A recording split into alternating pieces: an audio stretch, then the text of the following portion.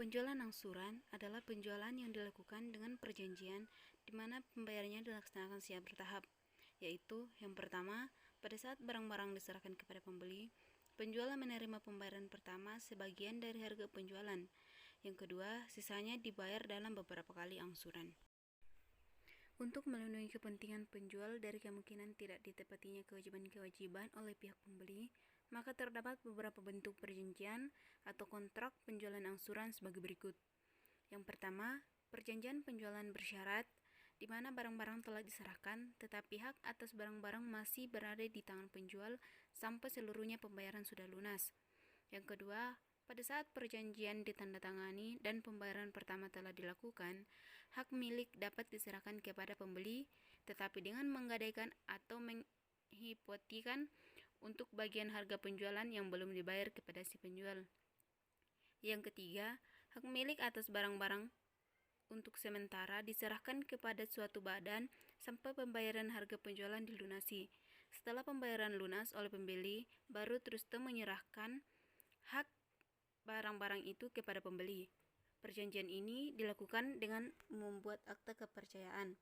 Yang keempat, beli sewa, di mana barang-barang yang telah diserahkan kepada pembeli, pembayaran angsuran dianggap sewa sampai harga dalam kontrak telah dibayar lunas, baru sesudah itu hak milik berpindah kepada pembeli.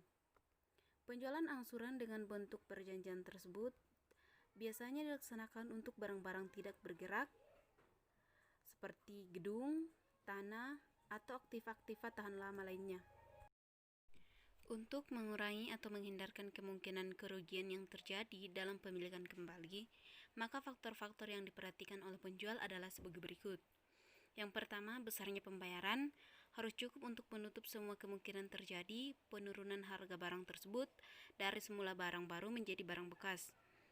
Yang kedua, jangka waktu pembayaran di antara angsuran yang satu dengan yang lain hendaknya tidak terlalu lama, kalau dapat tidak lebih dari 1 bulan. Yang ketiga, besarnya pembayaran angsuran periodik harus diperhitungkan cukup untuk menutup kemungkinan penurunan nilai barang-barang yang ada selama jangka pembayaran yang satu dengan pembayaran angsuran berikutnya. Pengakuan laba kotor dalam penjualan angsuran. Pada umumnya, pengakuan laba kotor dalam transaksi penjualan angsuran ada 2 cara, yaitu yang pertama, laba kotor diakui untuk periode di mana penjualan dilakukan, yang diperlakukan seperti halnya transaksi penjualan kredit. Laba kotor yang terjadi diakui pada saat penyerahan barang dengan ditandai oleh timbulnya piutang atau tagihan kepada langganan. Yang kedua, laba kotor dapat dihubungkan dengan periode di mana realisasi pembayaran telah terjadi sesuai dengan perjanjian dengan periode-periode terjadinya realisasi penerimaan kas yang diakui sesuai dengan jumlah uang kas dari penjualan angsuran yang direalisasikan dalam periode-periode yang bersangkutan. Prosedur ini biasanya dipergunakan untuk kontrak-kontrak penjualan yang jangka waktunya melampaui 1 periode akuntansi. Prosedur yang menghubungkan tingkat keuntungan dengan realisasi penerimaan angsuran pada perjanjian penjualan angsuran adalah sebagai berikut. Yang pertama, penerimaan pembayaran pertama dicatat sebagai pengembalian harga pokok dari barang-barang yang dijual atau servis yang diserahkan. Sesudah seluruh harga pokok kembali, maka penerimaan-penerimaan selanjutnya baru dicatat sebagai keuntungan. Yang kedua, penerimaan pembayaran pertama dicatat sebagai realisasi keuntungan yang diperoleh sesuai dengan kontrak penjualan. Sesudah seluruh keuntungan yang ada terpenuhi, maka penerimaan-penerimaan selanjutnya dicatat sebagai pengumpulan kembali atau pengembalian harga pokok.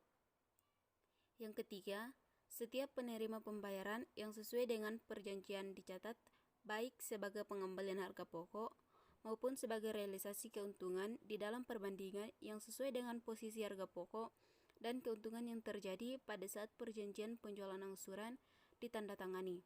Di dalam hal ini, keuntungan akan selalu sejalan dengan tingkat pembayaran angsuran selama jangka perjanjian. Metode ini memberikan kemungkinan untuk mengakui keuntungan proporsional dengan tingkat penerimaan pembayaran angsuran. Di dalam akuntansi, prosedur demikian dikenal dengan metode angsuran atau dasar angsuran. Penjualan angsuran untuk barang-barang tak bergerak. Di dalam Kamus Ekonomi dan Bisnis, metode penjualan angsuran adalah cara untuk mengakui penerimaan ketika kas atau uang tunai telah dikumpulkan atau ditagih, yaitu ketika pembayaran telah diterima pelanggan yang merupakan bagian keuntungan bruto atas penjualan yang telah diakui, sehingga pada waktu pembayaran akhir seluruh keuntungan bruto dicatat. Dalam metode angsuran, seperti dalam nomor 3 di atas, perbedaan antara harga penjualan dengan harga pokok dicatat sebagai laba kotor yang belum direalisasi.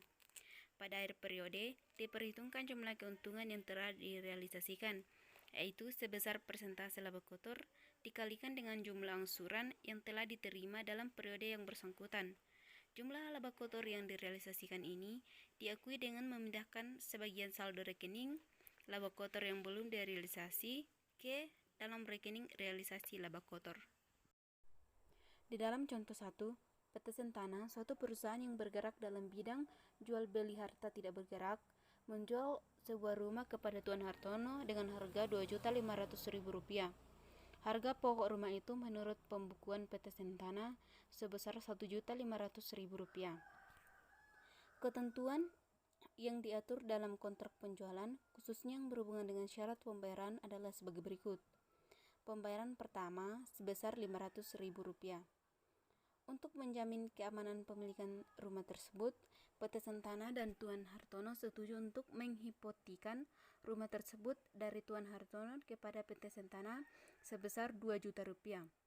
Akte hipotek ditandatangani pada tanggal 1 September 1980. Dibayar dalam jangka waktu 5 tahun dengan pembayaran seper 2 tahun dikali Rp200.000. Bunga hipotek sebesar 12% setahun untuk sisa pinjaman hipotek yang belum dibayar.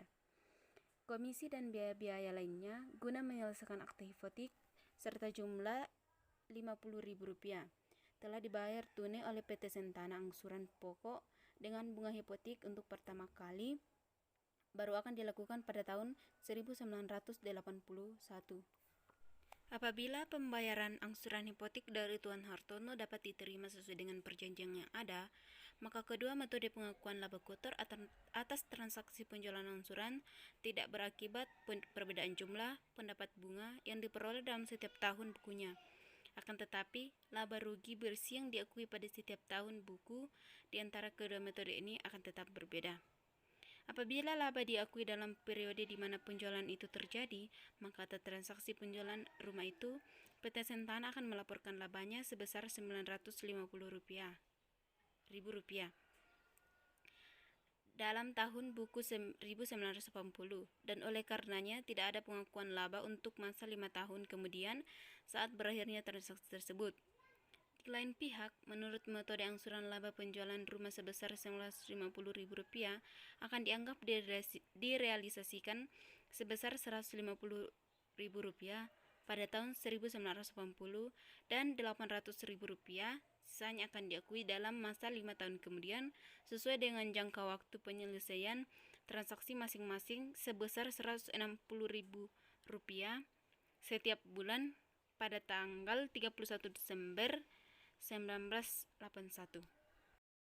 Diumpamakan penilaian kembali atas rumah tersebut pada tanggal 1 Maret 1982 adalah sebesar Rp1.200.000.